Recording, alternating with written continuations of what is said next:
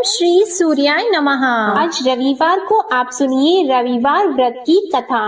प्राचीन काल में एक राजा था और एक रानी थी। उनके पास सिपाही, घोड़े, दासियां, दास, धन दौलत सब कुछ था, सिर्फ उनकी संतान नहीं थी। इसी कारण वे दोनों राजा रानी बहुत दुखी रहते थे। संतान प्राप्ति के लिए उन्होंने हर तरह के दान, धर्म, धार्मिक अनुष्ठान, जप, मंत्र, पूजा पाठ आदि सब किया, लेकिन इससे उनका कोई फायदा नहीं हुआ। जब राजा और रानी वृद्ध होने लगे तो दोनों को बहुत ही चिंता हो गई। वे दोनों सोच में पड़ गए कि अब हमारे इतने बड़े राज्य का क्या होगा, कौन बनेगा इस राज्य का वारिस, कौन लेगा प्रजा की जिम्मेदारी। राजा और रानी दिन रात इसी चिंता में घुटने लगे। उन्हें खाने और पीने की भी सुध नहीं रहती थी। तो एक सुबह राजा के दरबार में एक साधु आता है तो दासी रानी को इत्तला करती है।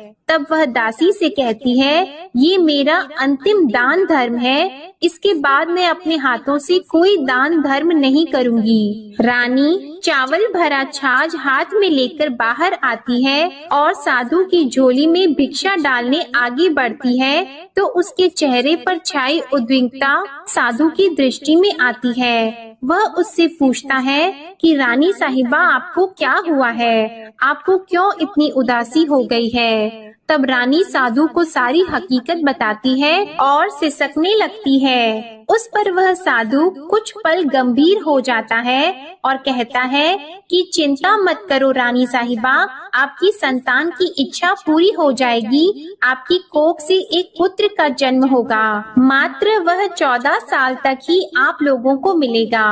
इसके आगे वह जीवित नहीं रह पाएगा। इससे बढ़कर आपको कुछ देना मेरे लिए संभव नहीं है। अपनी बात पूरी करते उसने अपनी झोली में हाथ डाला। झोली में हाथ डालकर थोड़ी सी भभूत निकालकर उसने रानी को दी और कहा, आप और महाराज दोनों इसे बांटकर ग्रहण कर लेना, तुम्हें जल्द ही पुत्र की प्राप्ति होगी। और वह साधु अपनी राह को चला गया। उसके जाने के बाद रानी सोचने लगी कि 14 साल तो 14 साल ही सही, उतने समय के लिए हमें पुत्र तो मिलेगा, यही काफी है। उतने साल तक मैं उसे जी जान से बड़ा करूंगी, उसे ढेर सारा प्यार और दुलार करूंगी, अपनी संतान की मुराद पूरी करूंगी। उस रात अपना सारा राज गाज खत्म करके राजा जब रानी के महल में गए तो रानी ने राजा को सारी बात बता दी और साधु की दी हुई भभूत राजा को दिखाकर बोली कि साधु महाराज ने ये भभूत हम दोनों को ग्रहण करने के लिए दी है। राजा बोले, इतना दान और धर्म किया, जप और तप किया, उसका कोई फल नहीं मिला। अब इस भभूत से हमें क्या संतान प्राप्त होगी। उस पर रानी बोली, जब इतना सब कुछ कर लिया तो अब ये भी सही, क्यों हम उस साधु के क्रोध को बुलावा दें।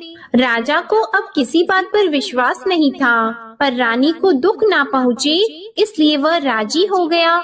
और राजा रानी दोनों नहाते धोते हैं, फिर अपने भगवान का नाम का स्मरण करते हैं, अपने पुरखों को स्मरण करते हैं और उस साधु महाराज का नाम स्मरण करके वह भभूत बांटकर दोनों खाते हैं। उसके बाद दोनों निश्चित होकर सो जाते हैं। तो कुछ दिन गुजर जाते हैं और साधु द्वारा कहे अनुसार रानी गर्भवती हो जाती है। उस पर राजा और रानी दोनों की खुशी गगन में नहीं समाती। राजा रानी से बोलते हैं, महारानी सचमुच साधु महाराज की कृपा हो गई। तो 9 महीने बाद रानी ने एक सुंदर पुत्र को जन्म दिया।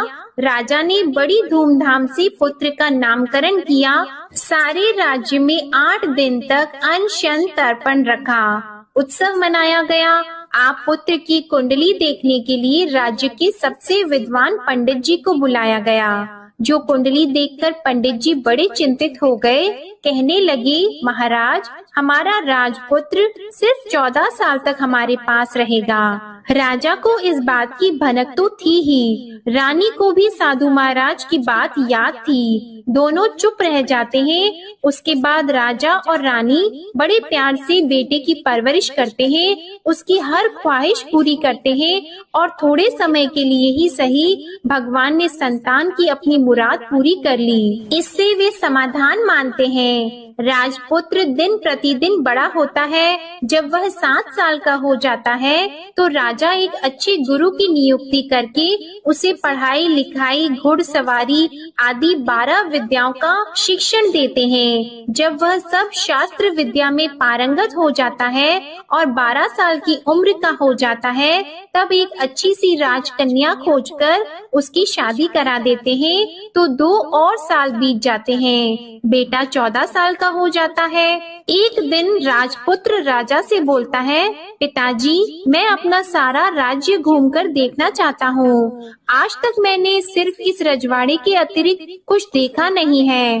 बेटे की बात सुनकर राजा चिंतित हो जाते हैं, क्योंकि पुत्र को 14वां साल शुरू हुआ ही था। अब कोई अनहोनी होने का वक्त नजदीक आ पहुंचा था, लेकिन राजा यह सब बातें पुत्र को बता नहीं सकता था। राजा अपने चेहरे पर खुशी लाकर बेटे से कहता है कि हाँ, जरूर जाओ बेटा, तुम्हें अपना सारा राज्य घूमकर देखना चाहिए। कहाँ क्या है ये सब जानना चाहिए। कल मेरे बाद तुम ही को तो राजा बनना है। मात्र एक बात का ध्यान रखें, तुम जहाँ जा रहे हो, क्या कर रहे हो, ये बात अपनी पत्नी को नहीं बताना। पुत्र कहता है, ठीक है पिताजी, आपने जो कहा है मैं वैसा ही करूँगा। राजपुत्र दिन भर अपनी पत्नी के साथ रहता है, खुशियाँ मनाता है और रात को 12 बजे वह उठकर बाहर चला जाता है। फिर सुबह होने से पहले वापस अपने महल में आकर सो जाता है। ऐसा बहुत दिनों तक चलता रहा और पुत्र का 14वां साल खत्म होने में कुछ ही दिन बाकी रहे थे। इतने में उसकी पत्नी यानी छोटी रानी रात में जाग जाती है। वह देखती है कि बिस्तर पर राजपुत्र नहीं है। वह महल में सब जगह देखती है तो राजपुत्र कहीं भी नजर नहीं आते। तो वह क्या करती, किससे कहती? वह चुपचाप रहती है। फिर वह सुबह होने पर देखती है कि उसका पति अपनी जगह सोया हुआ है। वह पति से कुछ नहीं पूछती है, लेकिन दूसरी रात भी जब वैसा ही होता है, तीसरी और चौथी रात और कुछ दिनों तक ऐसा ही चलता रहता है, तब रानी बहुत ही चिंतित हो जाती है। उसके मन में ढेर सारे सवाल उठते हैं, लेकिन उसे पूछने में डर लगता है। शायद पति गुस्सा कर बैठे। सास ससुर से पूछने के बारे में सोचा तो उसकी कुल मर्यादा बीच में आ जाती थी। तो इस तरह वह मन ही मन घुटती रहती थी। इस हालत में उसे खाने पीने में दिलचस्पी नहीं होती थी। वह दुबली पतली हो जाती है। तो उस राज्य में फूल बेचने वाली एक बूढ़ी मालिन थी। वह हमेशा छोटी रानी को फूल देने उसके महल में आती थी। उस बुढ़िया का ध्यान छोटी रानी पर पड़ जाता है। वह उससे पूछती है, बेटी, तुम्हें किस बात का दुख है? तुम इस तरह सूख कर कांटा क्यों बनी हो? उस पर रानी कहती है, क्या बताऊं तुम्हें अम्मा, तुम्हारा राजपुत्र हर रात्रि को बाहर चला जाता है और सुबह वापस लौट कर आ जाता है। वह कहाँ जाता है, क्या करता है, यह सोच सोच कर मैं अन्न जल ग्रहण नहीं कर पाती हूँ और सूख सूख कर इस तरह कांटा बन रही हूँ। बुढ़िया सब बात सुनकर उसे एक उपाय बताती है कि बेटा ऐसा करना, आज रात को तुम सोना मत, उसके पीछे जाकर देखना कि वह कहाँ जाता है, क्या करता है और उसकी अच्छी तरह से पहरेदारी करना। तो छोटी रानी बोली कि अगर मुझे नींद आ गई तो बुढ़िया बोली कि तुम्हें नींद न आए इसलिए एक काम करना, अपने बाएं हाथ की उंगली में एक जख्म कर देना, उस पर थोड़ी सी मिर्ची छिड़कना, उससे तुम्हें बड़ी जलन होगी और उस पीड़ा से तुम्हें रात भर नींद नहीं आएगी। रानी बुढ़िया के कहे अनुसार वही करती है। उंगली की जलन से उसे बड़ी देर तक नींद नहीं आती, लेकिन बाद में वो सो जाती है। दूसरे दिन सुबह बुढ़िया फूल लेकर उसके महल में पहुँचती है और पूछती है, क्या हुआ बेटी, क्या तुम देख पाई कि पति कहाँ जाता है?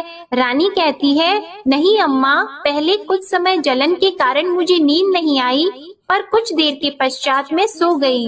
बुढ़िया कहती है, कोई बात नहीं, आज तुम उंगली पर पहले से थोड़ा बड़ा जख्म करना और ज्यादा मिर्च लगाना, तो रानी ने वैसा ही किया।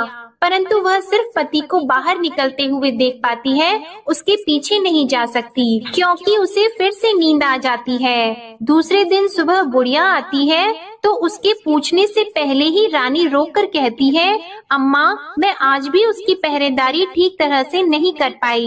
बुढ़िया कहती है, रोना नहीं बेटी, सब कुछ ठीक हो जाएगा।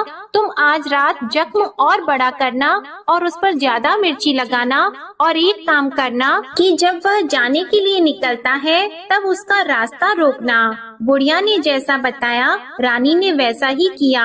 आज रात उसे नींद नहीं आती है। पति जब रात को महल से निकलने के लिए चलने लगता है तो वह बुढ़िया ने जैसा बताया वैसे ही करती है। दौड़कर जाकर पति का रास्ता रोकती है और कहती है, कहाँ जा रहे हो, किससे मिलने जा रहे हो, मुझे बताओ। राजपुत्र उसे समझाने की बहुत कोशिश करता है। देखो, अगर मैंने तुम्हें यह बता दिया तो मैं तुम्हें दोबारा नहीं मिल पाऊंगा। रानी कहती है, कोई बात नहीं, ना मिल पाओ, लेकिन आप रात के समय कहाँ जाते हो यह मुझे बता दो। राजपुत्र निरुपाय हो जाता है। पत्नी की जिद के आगे उसकी एक नहीं चल पाती। ठीक उसी समय उसका 14वां साल खत्म हो रहा होता है, 15वां साल लगने वाला होता है।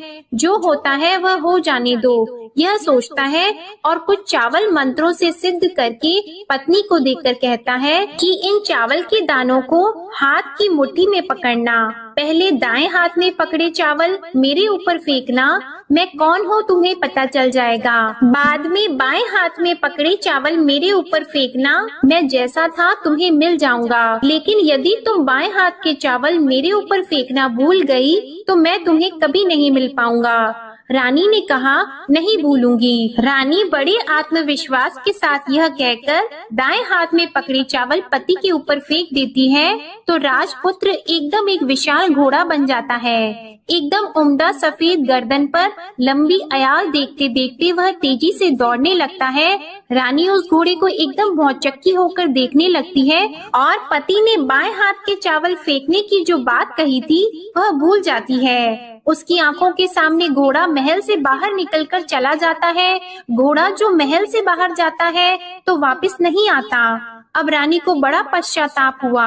वह स्वयं को कोसने लगती है, लेकिन अब उसका कोई फायदा नहीं होने वाला था। राजपुत्र अब वापस नहीं आने वाला था। सुबह होते ही महाराजा को सब बात पता चली। उन्हें बहुत दुख होता है। वे बिस्तर पकड़ते हैं और राह देखते हैं कि एक दिन उनका बेटा वापस आ जाए। इस तरह 1 महीना गुजरता है, 3 महीने गुजरते हैं, आखिर 6 महीने पूरे हो जाते हैं। राजपुत्र का कोई अता पता नहीं चलता। प्रधान राजपुत्र को ढूंढने के लिए राज्य के गांव-गांव सिपाही भेजता है, लेकिन उन्हें कोई सफलता नहीं मिलती। इधर रानी अपनी हठ के कारण पति गायब हो गया है, ये सोचकर स्वयं को मन ही मन कोसती है और प्रण लेती है कि कुछ भी करके पति को ढूंढ कर लाएगी और उसे वापस घर लेकर आएगी। एक दिन सुबह उठकर सास ससुर के महल में जाती है और कहती है कि मैं अपने पति की खोज में जा रही हूँ। महाराजा को और क्या चाहिए था, कुछ भी करके उनका बेटा उन्हें वापस मिलने चाहिए था। वे बहू को जाने की अनुमति देकर कहने लगे, बेटी तुम्हें जो चाहे वह करो, जहाँ जाना है वहाँ जाओ, लेकिन हमारे बेटे को वापस लेकर आओ। अब रानी अपना शाही भेष बदलकर एक सेठानी बन जाती है। कुछ दासियों को, कुछ नौकरों को साथ ले लेती है, कुछ सामान साथ ले लेती है और राज्य की सीमा पर जाकर वहाँ एक भोजनालय खोल देती है। वहाँ आने वाले सब यात्रियों को खाना मुफ्त में देने लगती है। मात्र एक शर्त रखी कि खाने वाले को उसकी देखी हुई कोई अजीब चीज उसकी मालकिन को यानी राजकन्या को बतानी पड़ेगी। तो वहाँ आने वाला हर नागरिक अपनी तरफ से मैंने ये देखा, मैंने वह देखा कहकर वहाँ से मुफ्त खाना खाकर जाता था। परंतु रानी को जो बात चाहिए थी वह अब तक नहीं मिली थी। ऐसे ही कुछ दिन बीत गए तो रानी के महल में फूल लेकर जाने वाली बुढ़िया के एक बेटा और बहू थे। उनका एक छोटा बेटा था, यानी बुढ़िया का एक पोता था। तो बेटा और बहू सुबह काम के लिए निकलते थे तो पोते को संभालने की जिम्मेदारी बुढ़िया पर रहती थी। दिन भर पोते को संभालती थी। एक दिन बुढ़िया को पान खाने की आदत थी, तो पान लगाने के लिए चूना चाहिए था। वह उसे तैयार करने के लिए सीपी लेकर आई। इन सीपियों को भूनने के लिए गोबर के कंडे चाहिए थे। कंडे इकट्ठा करने के लिए वह बांस की टोकरी लेकर चरवाहे के मैदान में गई। वहाँ बहुत सारे कंडे थे। उन्हें जमा करते करते उसे घर आने में अंधेरा हो गया। इस ओर शाम होते ही काम से वापस आकर बेटा और बहू घर पहुँचे तो देखा कि बच्चा घर पर अकेला है और रो रहा है। वे दोनों गुस्से से लाल पीले हो गए। इतने में बुढ़िया घर आ पहुँची। बेटे ने पूछा, पोती को घर अकेला छोड़कर कहाँ गई थी? बुढ़िया बताने लगी कि मैं गोबर के कंडे इकट्ठा करने गई थी। इस पर बेटा बोला, दोबारा बच्चे को अकेला घर पर छोड़कर यदि कहीं गई तो मैं तुम्हें बहुत पीटूंगा। बुढ़िया कहने लगी, नहीं बेटा, फिर कभी ऐसा नहीं करूँगी। लेकिन दूसरे ही दिन बुढ़िया वह बात भूल गई और फिर चरवाहे के मैदान पर कंडे इकट्ठा करने चली गई। शाम को जब बेटा और बहू काम से वापस लौटे तो देखा कि बच्चा घर पर अकेला है और रो रहा है। अब उसके बेटे की सहन शक्ति खत्म होने लगी और बुढ़िया के वापस आने पर उसे घर से निकाल दिया।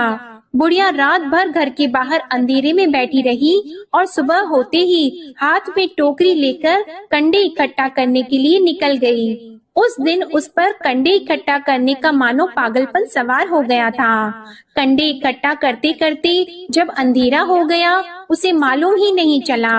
उसे जब ध्यान आया तो गांव का रास्ता भी ठीक तरह से दिखाई नहीं दे रहा था। वह अंधेरे में आंखें फाड़कर देखती देखती किसी तरह आगे निकल पड़ी तो एक कपिला गाय छन छन की आवाज करते गली की घंटी बजाते ठुमक कर उस मैदान पर आ गई। उसे देखकर बुढ़िया सोचने लगी कि इस गाय के पीछे पीछे जाऊंगी तो गांव तक पहुंच जाऊंगी। तब बुढ़िया उसके पीछे पीछे जाने लगी। वह गाय उस मैदान से लेकर एक एक करके 6 मैदान पार करती है। आखिर में वह 7वें मैदान तक पहुंचती है तो क्या होता है कि उस मैदान पर एक बड़ा सा पत्थर है। गाय जाकर उस पत्थर को अपना सींग मारती है। जब गाय ने सींग मारा तो वह पत्थर दूर हट गया और पाताल में नीचे जाने की सीढ़ियां दिखाई देने लगी। तब वह गाय उन सीढ़ियों से नीचे जाने लगी। बुढ़िया वह सब देख रही थी और झट से जाके गाय की पूंछ को पकड़ लिया। वह गाय के साथ नीचे पाताल में पहुंच गई और तुरंत ही गाय की पूंछ छोड़ दी और इधर उधर देखने लगी। उसने देखा कि वहाँ दीप और दिए जलते हैं और तेज रोशनी गाय के ऊपर पड़ती है और वहाँ अद्भुत घटनाएं घटने लगती है। गाय के नीचे जाते ही उसके गले में अपने आप सांकल पड़ गई और छम-छम करके कोई दूध आड़ी में गाय का दूध दूहने लगा। लेकिन जो भी कोई वह कर रहा है वह मात्र दिखाई नहीं दे रहा है। बुढ़िया बहुत घबरा गई, कहाँ आकर फंस गई यह सोचने लगी और यहाँ वहाँ छिपने के लिए जगह ढूंढने लगी। लेकिन उसे कहीं भी जगह नहीं मिली। हर जगह उजाला ही उजाला था। तो वह एक कोने में खड़ी हो गई और जो कुछ सामने हो रहा था उसे चुपचाप देखने लगी। उसने देखा कि वहाँ एक उम्दा सफेद घोड़ा और 2 कुंड थे। उसमें से एक कुंड में उस घोड़े ने छलांग लगाई और ऊपर आ गया और उस घोड़े को अब राजपुत्र का रूप प्राप्त हो गया। उसने दूसरे कुंड के पानी में स्नान किया, वहाँ रखे नए कपड़े पहने और नजदीक ही एक सुंदर पलंग था, उस पर आकर वह बैठ गया। उसके सामने अपने आप 5 पकवानों की थाली आ गई। दूध की एक प्याली भी आ गई, 5 सुपारी आ गई। उसके सामने एक दिया जलता रहा और राजपुत्र ने खाना खाया, पानी पिया, 5 सुपारी खाई और बिस्तर पर लेट जाने से पहले सूर्य देव का स्मरण करके सामने जलते हुए दिए से पूछा, हे दीपंकर, मेरे माता पिता क्या कर रहे हैं? दिया बताने लगा, बेटे के शोक में डूबे हैं। राज कौन संभाल रहा है?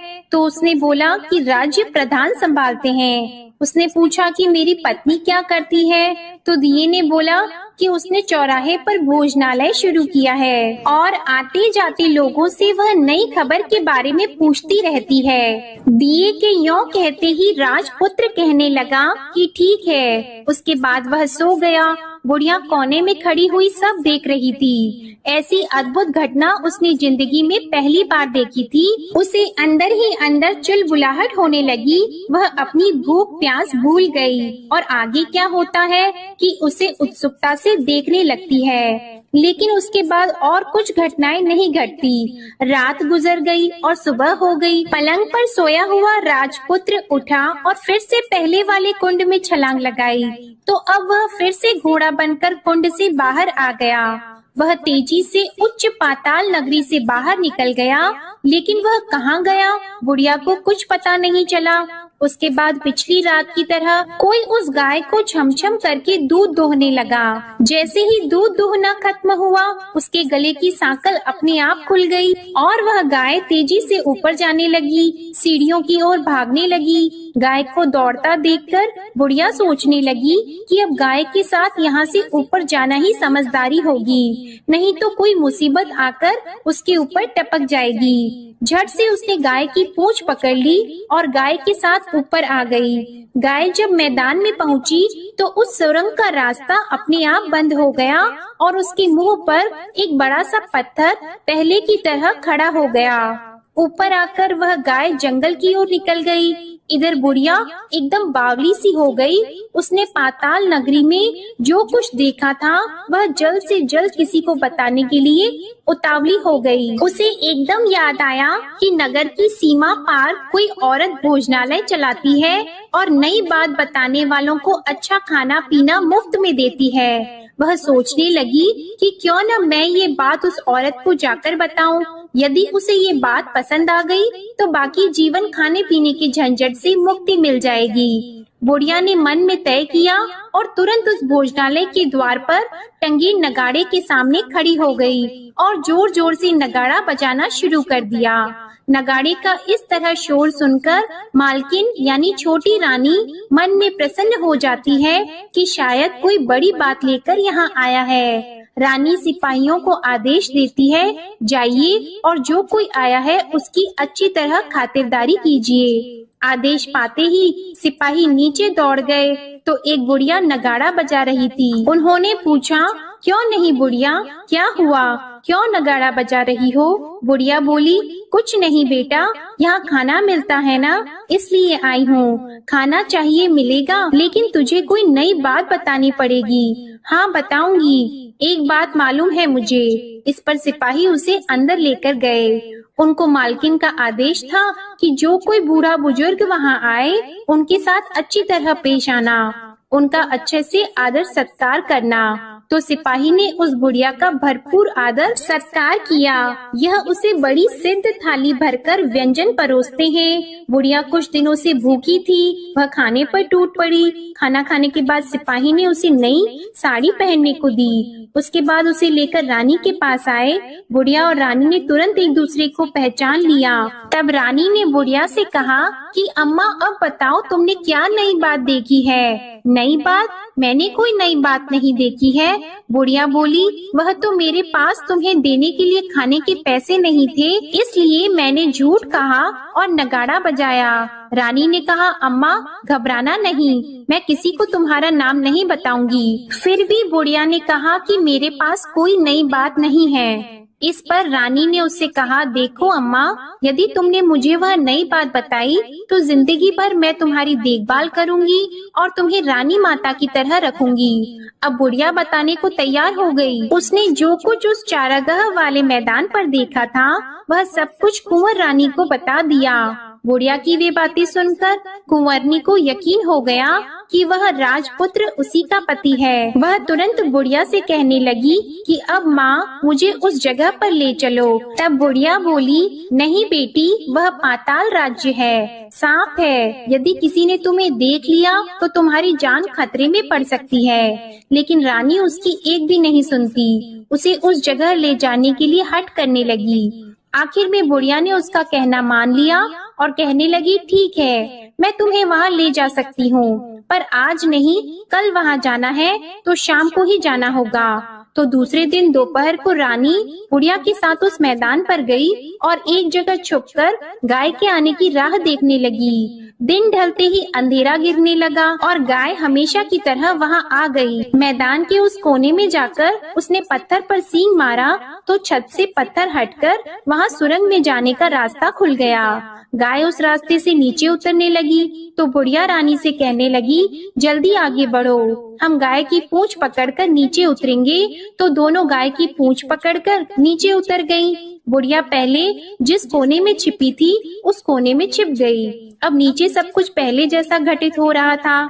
गाय के गले में अपने आप सांकल पड़ गई। कोई अदृश्य रूप से उसका दूध दोहने लगा। एक सफेद उम्दे घोड़े ने आकर एक कुंड में छलांग लगाई तो राजपुत्र के रूप में ऊपर आया।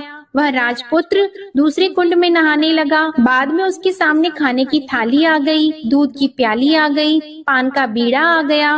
राजपुत्र सब ग्रहण करके सोने के लिए पलंग पर गया तो सोने से पहले सूर्य देव का स्मरण करके वह दिए से पूछने लगा, दीपांकर मेरे माता पिता क्या कर रहे हैं? तो दिया कुछ जवाब नहीं देता बल्कि वह बुझने लगता है। तब राजपुत्र को कुछ घटित हुआ है इसका संदेह हो गया।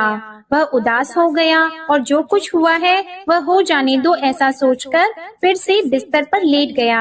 अब रानी का संयम छूट गया। वह दौड़कर पति के पास गई और उसके पैर पकड़ने के लिए आगे बढ़ने लगी। राजपुत्र तुरंत ही पत्नी को पहचान गया। वह छत से पीछे हट गया और चिल्लाने लगा, नहीं नहीं, मुझे मत छूना, सर्वनाश हो जाएगा। रानी दोनों हाथ जोड़कर पति से अपनी भूल स्वीकार करने लगी। स्वामी, मुझसे भूल हो गई। मुझे आपसे नहीं पूछना चाहिए था कि आप रात को कहाँ जाते हो। मैं अपनी भूल स्वीकार करती हूँ। मुझे मेरी भूल की सजा मिल गई है। अब आप घर चलो। आपके वियोग में आपके माता पिता ने बिस्तर पकड़ लिया है। आपकी प्रजा भी बहुत दुखी है। उस पर राजपुत्र कहने लगा, वही तो एक बार तुम गलती कर बैठी हो, अब दोबारा मत करना, नहीं तो अब मैं तुम्हें जो दिख रहा हूँ वह अभी नहीं दिखूंगा। रानी अब विलाप करने लगी, जोर जोर से जमीन पर सिर पटकने लगी। राजपुत्र के मन में उसके प्रति दया उत्पन्न हो गई। वह उससे कहने लगा, यदि तुम मुझे पाना चाहती हो तो तुम्हें एक काम करना होगा। काम कठिन है लेकिन वह तुम्हें अकेले ही करना होगा। रानी ने कहा, कहो स्वामी, कितना भी कठिन काम हो मैं वह पूर्ण करूंगी। रानी कहने लगी। इस पर राजपुत्र ने उसे बताया, इस पाताल से ऊपर जाते ही तुम्हें एक घना जंगल नजर आएगा। ऐसे 6 जंगल पार करने के पश्चात तुम्हें एक 7वां जंगल मिलेगा। वह जंगल सबसे घना है। उस जंगल के बीचों बीच एक पीपल का पेड़ है। उसके आसपास की जगह पत्ते, फंदे, जटाएं आदि से ढक चुकी है।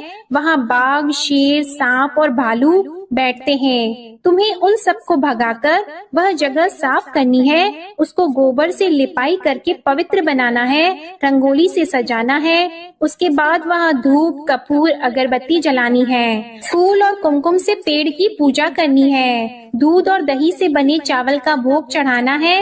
ये सब तुम्हें दोपहर को 12 बजे से पहले करना है। 12 बजने के समय तुम्हें उस जगह पर बैठकर सूर्य भगवान का ध्यान करना है। ठीक 12 बजे सूर्य भगवान का रथ वहाँ उतरेगा।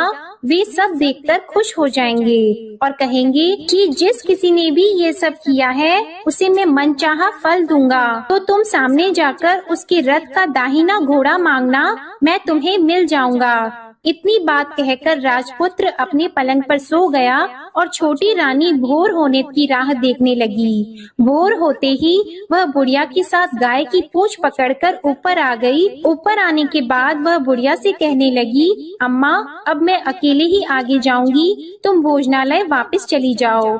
वह जंगल में जाकर राजपुत्र की बताई जगह ढूंढने लगी और स्वयं आरी से वह जगह साफ कर दी। बाद में राजपुत्र ने जैसे बताया वैसे ही लिपाई पोताई करके वापस आ गई। दूसरे दिन सुबह होने से पहले उठी और जंगल में उस जगह पहुंची। वहां जाकर इत्र और गुलाब का पानी छिड़ककर उस जगह सुगंधित धूप अगरबत्ती जलाकर उसे पवित्र किया और पूजा की सब सामग्री वहां तैयार कर सूर्य भगवान का ध्यान करके बैठ गई। जैसे कि पति ने बताया था कि दोपहर को ठीक 12 बजे सूर्य भगवान का रथ उस पीपल के पेड़ पर आकर रुका है। सूर्य भगवान ने जब रथ से नीचे देखा तो सुगंधित वातावरण देखकर वे बहुत प्रसन्न हो गए। फिर वे बोले, जिस किसी ने यह काम किया है वह यहाँ आकर आज मुझसे कुछ भी मांगे मैं उसे दे दूंगा। रानी ने जब ये शब्द सुने तो बिना समय गवाए दौड़कर उनके सामने आ गई और उनको साष्टांग नमस्कार करके बोली, भगवान वह मैं ही हूँ, मैंने ही यह जगह साफ की है। अच्छा, तो तुम्हें जो चाहिए वह मांगो।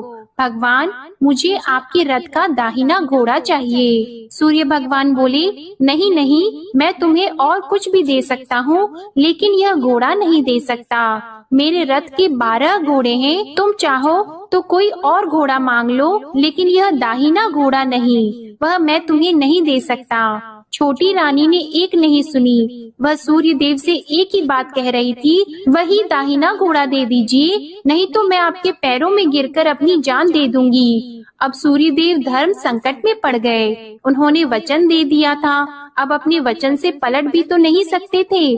ठीक है, दे दिया तुम्हें घोड़ा, सूर्य देव ने कहा।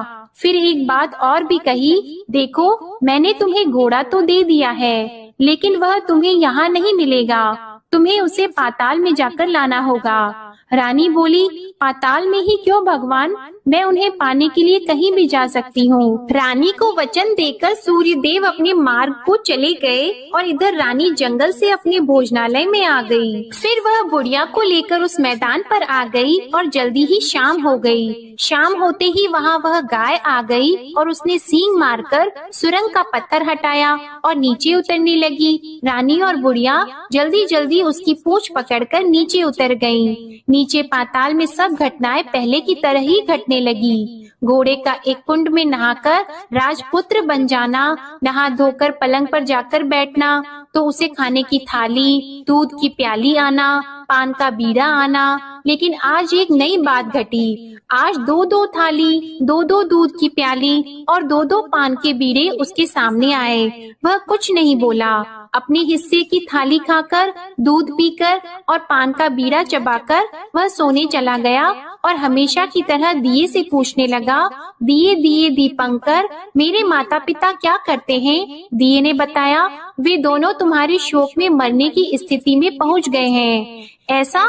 झट से उसकी आंखों में आंसू टपकने लगे। फिर वह पूछने लगा, दिए दिए दीपंकर, मेरा राज्य कौन चला रहा है? तुम्हारा राज्य प्रधान चला रहा है और वह सब कुछ हड़प चुका है। वह प्रजा पर बहुत अत्याचार कर रहा है। यह सुनकर राजपुत्र को बहुत गुस्सा आया।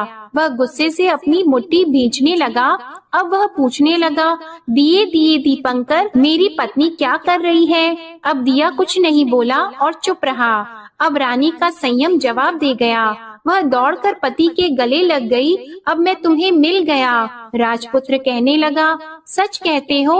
अब आप फिर से घोड़ा तो नहीं बनोगे ना? नहीं, दोबारा घोड़ा नहीं बनूंगा। तुमने जो इतने सारे कष्ट उठाए हैं मुझे पाने के लिए, इसलिए सूर्य देव ने मुझे सदा के लिए घोड़े के जन्म से मुक्त कर दिया है। राजपुत्र ने बड़े प्यार से कहा और उसे गले लगाया, उसके आंसू पोंछे और कुछ देर के पश्चात सुबह हो गई तो गाय की श्रृंखला टूटकर वह ऊपर भूलोक जाने लगी। रानी, राजपुत्र और बुढ़िया उसकी पूंछ पकड़कर ऊपर आ गए। ऊपर आने पर वे सीधे भोजनालय में पहुँचे। वहाँ का सब सामान लोगों में बांट दिया और उसको ताला लगाकर अपने राज्य में लौट आए।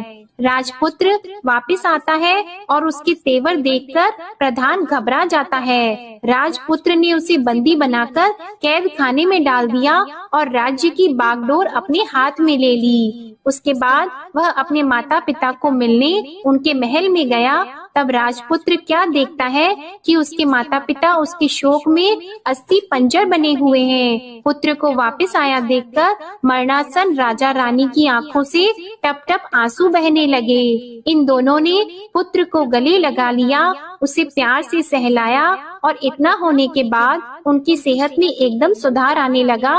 वे अब बिस्तर से उठकर बैठ गए हैं, पुत्र को आशीर्वाद देने लगे हैं। राजपुत्र के आने की खबर तुरंत ही राज्य में फैल गई।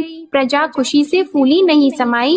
प्रजाजन राजमहल के सामने इकट्ठा हो गए। राजपुत्र ने भी उन्हें दर्शन दिए और आज से उन्हें कोई दुख नहीं पहुंचाएगा, ऐसा वचन भी दिया। अब राजा अपने पुत्र का राज्याभिषेक करके उसे सिंहासन पर बिठाता है और बहू को महारानी का दर्जा देता है और स्वयं अपनी पत्नी के साथ ईश्वर स्मरण करते खुशी से दिन बिताता है। महाराजा बना राजपुत्र अच्छी तरह से राज्य चलाने लगा और अपनी पत्नी के साथ सुख शांति से जीवन बिताने लगा। उस बुढ़िया को रानी ने अपने ही पास रख लिया और उसकी अच्छी तरह से देखभाल करने लगी। बुढ़िया और उसके बुढ़ापे के दिन खुशी से गुजरने लगे। प्रेम से बोलिए सूर्य नारायण भगवान की जय।